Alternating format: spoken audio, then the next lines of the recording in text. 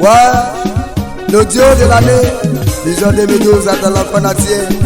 Arroba, on se lit mon microphone. Le réseau, la modalité magique.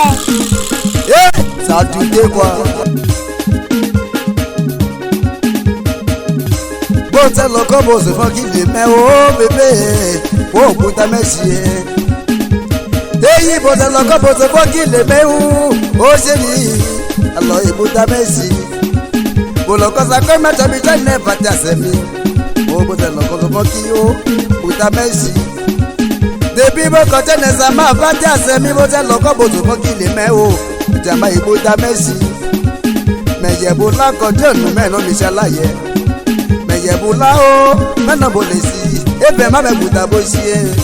Alo ibuta merci. Leke imi alo tete lo. Seke tete lo.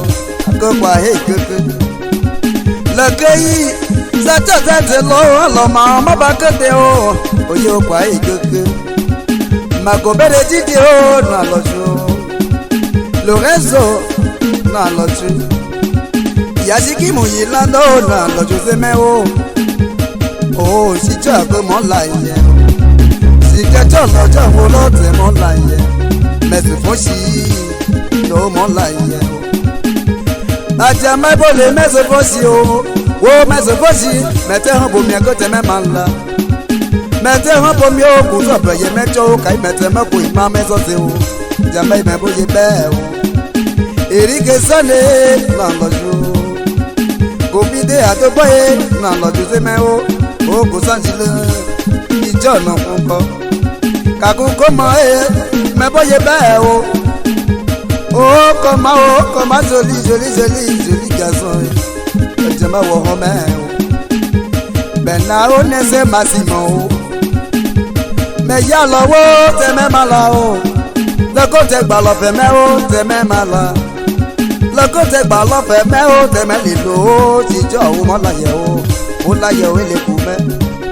Je m'en t'ai pour que je disais, oh, j'ai du mieux, c'est. Je m'en t'ai pour bon, non, moi, je disais, j'ai du mieux. Seji yese wokunko o seji yese wokunmanjo seji yese wokunko se o wokunmanjo ti bébé Sophie me voye be o Sandrine no o me ubo fe bobo Christine no o me ubo fe melo Lorenzo si Benedito o me ubo fe bobo Sophie mo la ye o le kume me ya lo wo tete o te me mala o mete si cho mi ako mo ye me po mete han lo mi mete la ko mejeje o sabi wo te ye bu labo ko teneti mo te se mi ama un lo fan yese si ka se babu si ko no bo le si o sabi o ke yo tele bo ye te bo he so o bo lo fa o ba wo si sabi te to ko tene ye bu la to te se mi ke se si ka se babu si o ma yete siga so ye ma le ko papa bo afa bo kun lo ye ma ba ko te ba me bu la ye o me no bo le se o bi la bu me lo me no bo le se o bi ani me ton bébé Sophie me no bo le si ate ko sanji leze jama to me bo ye be o ya bi mariso alo o bu bo fe bobo. Oh, chaque Sophie, j'ai tombé néo, c'est toi où on fait un peu c'est. Des matières, si tu les coumengues, agité né alors les coumengues. Oh, c'est vrai, oh, des matières, c'est vrai, si tu la y les coumengues. Oh, t'es so, Igo, boutique aïe, au Sanjile, si tu la y les coumengues.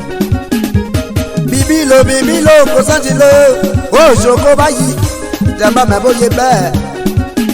Kofi Pascal o boutique bayi ko sanjile, mi abose yo, me la bulo.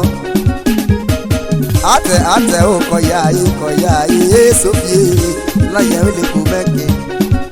Me no wo ye gba lo fe lo te me le wu. Me ye si jowo, o la ye le kumeke.